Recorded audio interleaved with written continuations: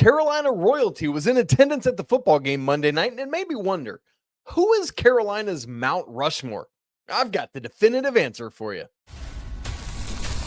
This is Kamori House, and you're listening to Locked On Tar Heels. You are Locked On Tar Heels, your daily podcast on the UNC Tar Heels. Part of the Locked On Podcast Network, your team every day. Hey there, what's up? It's Tuesday, September 2nd, 2025. Welcome into the Locked On Tar Heels podcast, the only daily North Carolina show out there. I'm your host, Isaac Schade. Yes, I've still got Kirk Herbstreit's dog with me for those of you watching on YouTube from Monday night. You know, he was hosting the end of the game, so I thought he could help me host the podcast today. Why not? You know, you're joining me at the place. You're joining us, honestly, at the place to get your Tar Heels content every single day. It's all part of the Locked On Podcast Network. I want to thank you for making us your first listener watch to get your Tuesday going the right way. Special shout out to all you everydayers, all the members of the Locked On Tar Heels Discord, and of course, our great Locked On Tar Heels insiders as well.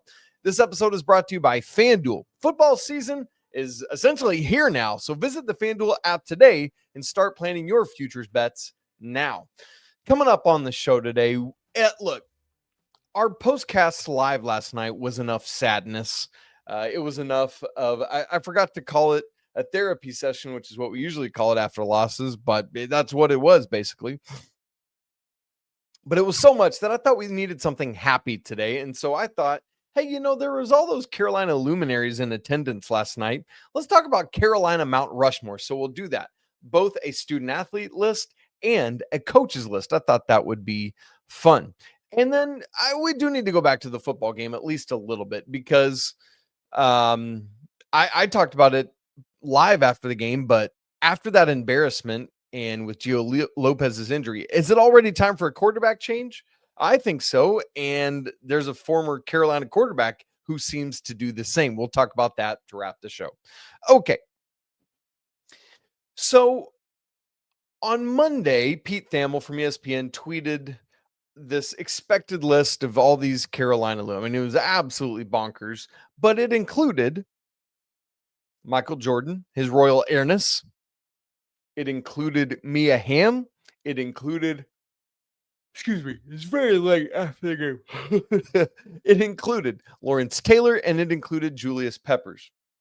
And I tweeted out and sent out to a couple different places, hey, this has me thinking, who is Carolina's Mount Rushmore? Who are the people?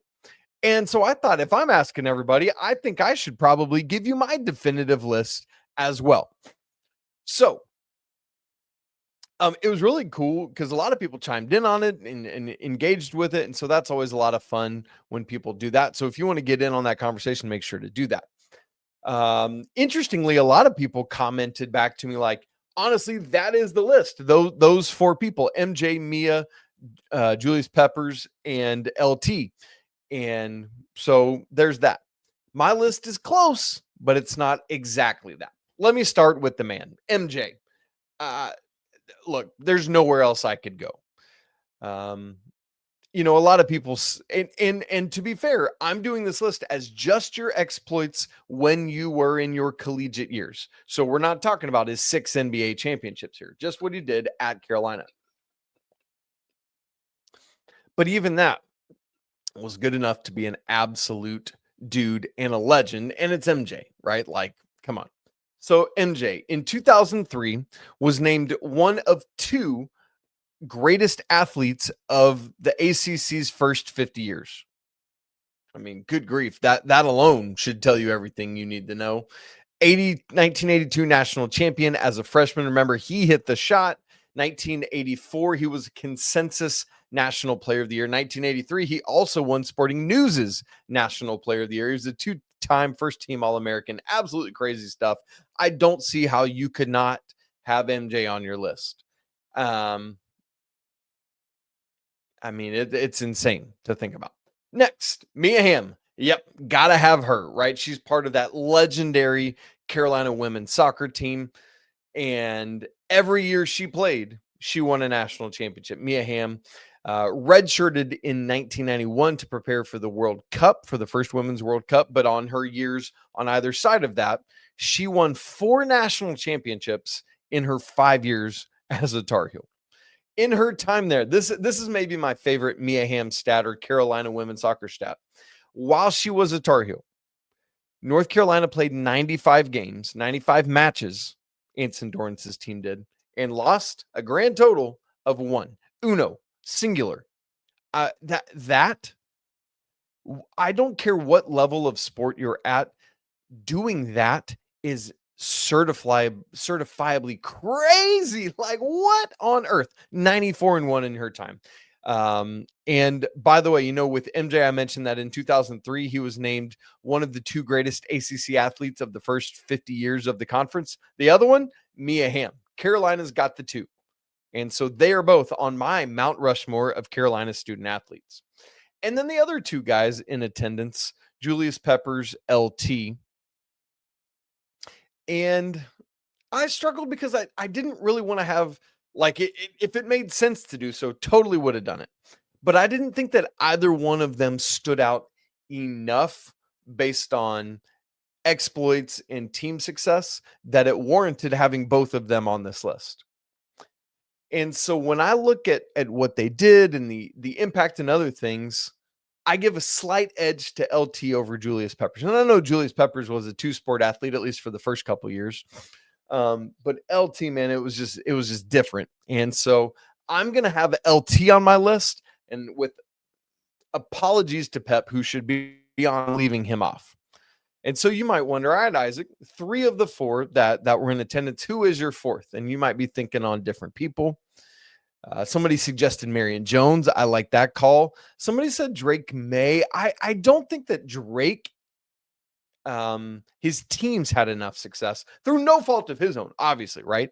But I feel like it's got to be accompanied by player success and team success. And there were people that just had more, and I think the person that mentioned him said, depending essentially how he does it at New England. So yes, in a world in which I'm considering things you do beyond North Carolina, I would take Drake May into consideration. But to me, it came down to only 2 other people. One was Tyler Hansbrough, and the other was Aaron Matson. And you think about Tyler, right? Started all 4 years at Carolina, the all-time leading scorer in Division 1. Carolina's all-time leading scorer.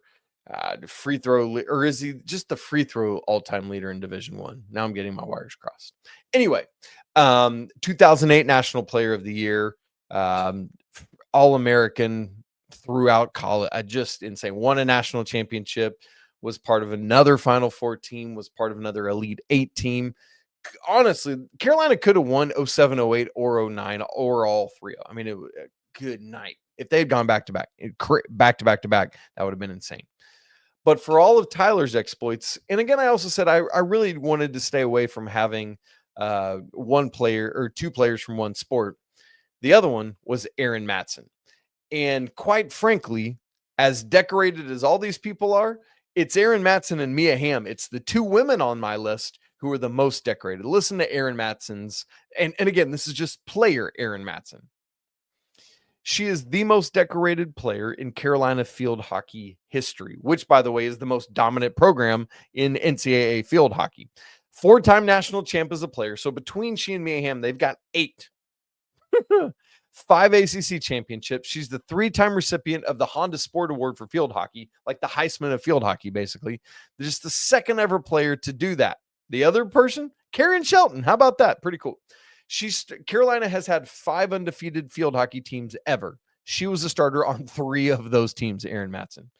So and could go even more in depth on it, but just even those high level things tell you everything you need to know. And obviously I could cheat a little bit and say, and then Aaron immediately became North Carolina's coach, won the national championship, and then made it to the Final Four last year. And so I just crazy. So that is my student athlete Carolina Mount Rushmore. MJ, Mia Hamm, Aaron Matson, and LT. And like if we expanded it to 6, I think it's a no-brainer that Hansbrough and Peppers are the others. I'd love to hear your list. And I hope you differentiate. I love it when there's like argument and dissension on stuff like this. A lot of fun. So I want to know your answers. Okay, so there's the athlete kind of Mount Rushmore. I want to turn my attention next to the coach version. which actually was a little bit easier for me to put together than the student athletes. I'll give you my 4 coming up in just a second. Right after I tell you about Supply House. When the opening whistle blows on a new repair, get your crew moving forward with Supply House. Order today and see parts on your doorstep tomorrow. Over 280,000 plumbing, HVAC, and electrical items from the most trusted brands in the business. They've got real-time inventory and honest lead times that help you keep from punting projects, while their industry-leading customer service always has your blind side covered. Do you need parts fast for a project? Supply House. They got next day delivery. Talk about a game changer, man. That's incredible. They've got a part finder tool and 3D schematics that can save you hours on jobs when every detail matters. Plus, there's Trademaster perks like priority shipping, dedicated support, make the whole process smoother than ever. So join the free Trademaster program today and score serious perks like priority shipping, lower prices, and a dedicated support line. Visit supplyhouse.com to sign up for free and use promo code SHCollege5 for 5% off your first order. Again, that's supplyhouse.com. Real people, real service. This episode is also brought to you by Rougiette. Guys, you've probably heard of Viagra or Cialis. Maybe you've even tried them out. But if you're looking something beyond the usual pill, it's time for you to meet Rougiette Ready, which is a next-gen prescription treatment designed to amplify arousal in the brain and boost blood flow.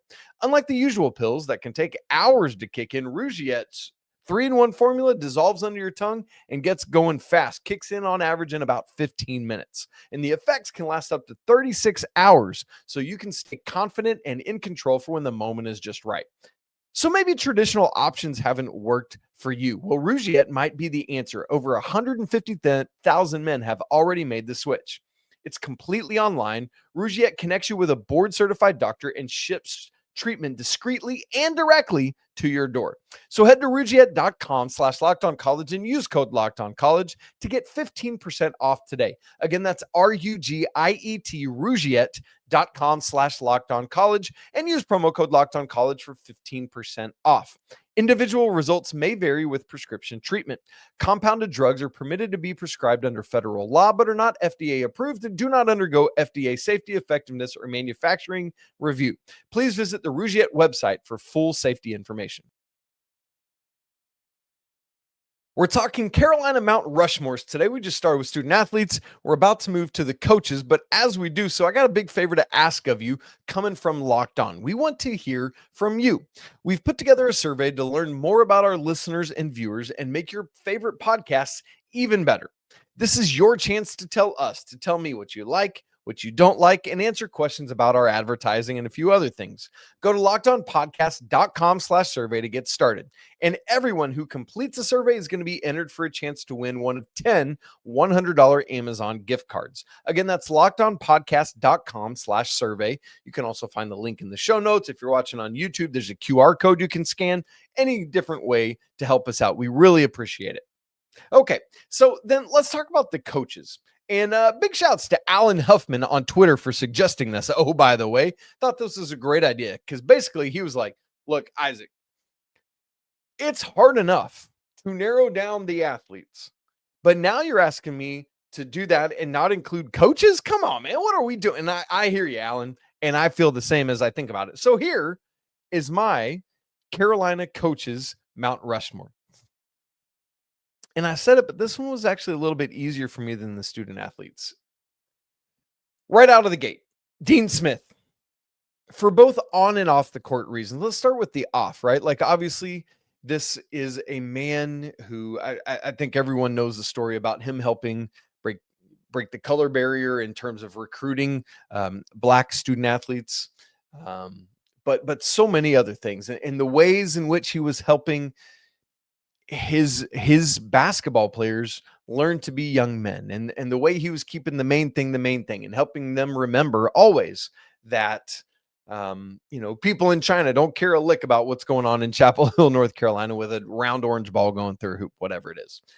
And so I'm so grateful for what Coach Smith did off the court, but on the court, 2 championships, 11 Final Fours, 13 ACC tournament championships, 17 ACC regular season championships, and he made 13 straight Sweet 16s, a record from 1981 to 93. at one point was the winningest coach of all time. At just so much from Dean Smith, who he is as a man, who he was as a man, I guess I should say, and who he was as a coach. Just otherworldly stuff. And yes, Carolina had had some success prior to him, but Dean Smith rocketed that thing to the moon. And gosh, it just still hurts my heart that only, quote unquote, only had 2 championships. I mean, the fact that you get one is insane, but the fact that he had 2 is great. But gosh, like that 97 team or 90, just some of those teams, it's like, shoot, man, they really, really, really could have won. Next on my coaching Mount Rushmore at North Carolina is Dean Smith's protege coming over from Kansas, none other than Roy Williams, who, by the way, was not listed in Pete Thamel's thing, but was in attendance on Monday night, sandwiched in between 2 aforementioned players from the first segment, LT on one side and MJ on the other. I mean, that is insane that trio was together. Anyway, Roy Williams, 3 national championships, 05, 09, 17, all of them at Carolina, similar to somehow never won a championship at Kansas. I still don't know how that didn't happen with all his great teams there. And by the way, how big of an accomplishment is that to have 3 national championships? Well, there were only 6 coaches, him being one of them, that have 3 or more natties. 6 ever in Division I men's basketball. That's crazy. And Roy Williams is one of them. He had 9 Final Fours in totality, although just 5 were at Carolina, and we're celebrating just Carolina's success. So really, I guess we should say 5. And similarly to winning 3 championships and being part of just one of a handful of coaches who have 900 or more victories. Roy Williams, absolutely on the Carolina coaching Mount Rushmore. Number 3, Anson Dorrance. This list would be incomplete without him on it. We talked to Dean Smith. Dean Smith is famous for calling North Carolina a women's soccer school rather than a basketball school because Anson Dorrance's teams were absolutely insane. From 1981 to 2003, Carolina made at least the Final Four all of those 23 seasons. 18 of them were national championships. 3 of them were runners-up, and 2 times they made the Final Four and lost. That level of consistent elite play is bonkers to process. Anson Dorrance, just all the numbers are dazzling and insane, and we could get way in the weeds on it, but just 22 national championships in totality for him. Great stuff. Wrapping up our coaches Mount Rushmore, Karen Shelton. And if you're not familiar with Karen Shelton's name, she was Carolina's 42-year head field hockey coach before turning it over to Coach Aaron Matson. 1981 to 2022, she was the coach. In those 42 years, the women won 10 national championships, which is a field hockey record, and were the runners-up 11 times. So 21 times in her tenure, Carolina made the national championship game in her 42 years. So literally half of the years Karen Shelton coached, she was in the national championship. That to me is ridiculous. I hope you can wrap your brain around that. So there's that. 26 Final Fours, including 2 different streaks, one of which was 12 years straight of making the Final Four, and 1 year, or the other was 9 years straight of making the Final Four. It's just ludicrous. 25 ACC titles in all. Karen Shelton wrapping up our our North Carolina Mount Rushmore of coaches. Dean Smith, Roy Williams, Anson Dorrance, and Karen Shelton. I mean, I'd put that foursome up against any foursome in the nation from any other school. Crazy stuff. And we're leaving a lot of phenomenal coaches out. Oh, by the way, when we do that. All right. Let's get back to the actual football, because I guess we can't hold it off forever, even though we'd probably like to today. Following Monday night's game, one of the things you got to do is not hold on to too long to the things that you thought in the preseason. And if it's time to make a change, you got to do it. Rip the Band-Aid off. So my question, is it already time for a quarterback switch? We'll look at that to wrap the show in just a second. Right after I tell you about FanDuel, the NFL season is almost here. It kicks off on Thursday, and FanDuel is making sure you're ready for kickoff with a can't-miss offer. Right now, new customers can bet just $5, and if that bet wins, you're going to get $300 in bonus bets to use across the FanDuel app. One of the great things about FanDuel is that it fits however you like to bet, whether it's player props, building a same-game parlay, or even jumping in live as the action unfolds. However you want to do it, FanDuel's got you covered. All of that makes every game more exciting. So whether you're watching your team, just keeping an eye on your fantasy lineup, man, it's a blast. It's quick, it's easy, and the best way to add a little more energy to your Sundays. Speaking of, as we look at Carolina's win total, even despite the loss, I looked at FanDuel literally right before I started recording, and the Tar Heels are still sitting at 7.5 wins. So, there's a shot. We'll see what happens. You ready to play? Download the FanDuel app now by visiting FanDuel.com to get started. Again, that's FanDuel.com. This episode is also brought to you by Game Time. College football is back, you guys, and I can't be more excited. The tailgates, the rivalries, the energy in the stands, there's nothing like it. Despite what happened on Monday evening, I'm still so amped. And let's be real, though. Actually getting tickets can feel like more of a battle than the game itself. Endless lines, hidden fees, prices jumping up at checkpoint, checkout, whatever it is, man. That's why I use Game Time, the app that gives the advantage back to you, the fans. It's the easiest way to score last-minute tickets at the best prices with no surprise fees. What you see is what you pay. I pulled up Game Time. Just a couple of taps had me looking at some tickets, and you can find in them amazing deals, man. Looking ahead to some of Carolina's upcoming road games, it's kind of expensive at Charlotte on Saturday. $115 is the cheapest right now. I think it's probably, smaller stadium, whatever. But other road games, UCF is as cheap as $43 or Cal $39. I found tickets on Halloween at Syracuse for $18, man. Get in on it. Take the guesswork out of buying college football tickets with Game Time. Download the app, create an account, and use code LOCKEDONCollege for $20 off your first purchase. Again, that's promo code LOCKEDONCollege for $20 off. Terms apply. Download the Game Time app today. Swipe, tap, ticket, go. Get in on it.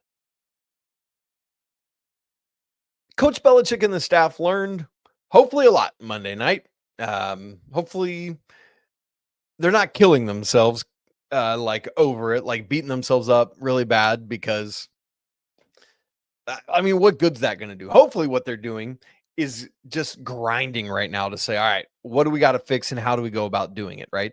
Yes, you can beat yourself up, give yourself 20 minutes, but then you got to get to it. That's the life of a coach. And the problem is now, you go on the road to Charlotte and then you host Richmond. And with all due respect to those two schools, Carolina should mop the floor with them. So in some ways, it's kind of nice because you had this first game and now you kind of get to glorified scrimmages, right? And so you can try some things, test out some stuff, some personnel groupings, whatever you want to do, get guys healthy, hopefully, where you don't have to play them all. But you can't really learn too much against high-level competition for another 3 weeks when you go down to UCF. And that's tough because you really got to figure stuff out. But where I'm at right now is, given the events of Monday night, is it time already to make the change to Max Johnson? Frankly, let's just say this. You might have to, depending on Gio Lopez's health status, which as I record this, we don't know yet. But given Max Johnson's history, the poise that he showed on Monday night, given how, good grief, hard he's worked to get back, and that he's in great shape and ready to go. Look, yes, Gio Lopez had the touchdown drive, but that's all scripted stuff that they've been looking at for who knows how long, right? Everything after that, it was not even remotely the same. Max Johnson comes in, and he looks poised, cool, calm, collected, ready to go. Took some big hits, and still his knee felt great, or lower leg looked to be in great shape. And the thing for me is this. A lot of times, especially in this NIL age, people will look at the money that has been paid out to different players and say, well, you're not going to pay that player X amount of dollars, bring him in, and then not play him. Yeah, but if it's not the right call, why would you cut off your nose despite your face? Is that the phrase? Did I use that right? You know what I mean? Like, just because I paid this money, I'm trying to get who I think is right. But as soon as I realize that something else is it, I'm making the switch.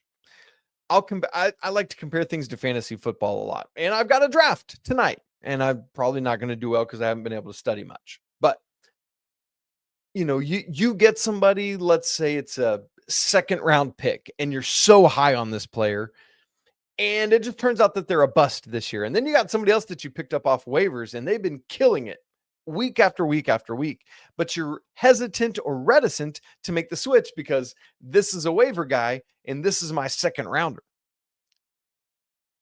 I don't care. Once the method of choosing a player is done and over, that's gone. And all that matters now is what player am I going to put on the field or the court or whatever playing surface to put my team in the best position to win. I don't care if I paid you $1 or $2 million. Who helps me win best? And if the staff reevaluates and says, assuming Gio's healthy, he's still QB1, awesome. Give him another shot. But from what I saw Monday night, I would make the switch right now to Max Johnson. And I'm not the only one. I saw that Marquise Williams, famous Carolina quarterback, tweeted, "Go with Max next week."